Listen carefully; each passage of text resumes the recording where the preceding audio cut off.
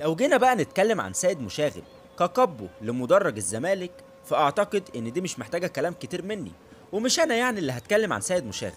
كلنا عارفين هو عمل إيه، كلنا عارفين إنه كان قائد بمعنى الكلمة، لدرجة إن بعض الجماهير في دول شمال أفريقيا لما سألوهم عن جمهور الزمالك، أول شخص كانت بتيجي سيرته هو سيد مشاغب. خلينا أقول لك عزيزي الزملكاوي إن سيد مشاغب كان معروف في أفريقيا أكتر من الوايت نايتس ذات نفسها. سيد مشاغب اللي قدر يقدم لوحة فنية في مباراة المئوية قدام أتلتيكو مدريد، خلى العالم كله يتكلم عليها ساعتها. عمل تفوهات بعرض التالتة يمين علو وسفلي، وده صعب جدا يحصل دلوقتي. سيد مشاغب اللي باع دهب مراته في يوم من الأيام عشان يعمل تيفو للزمالك.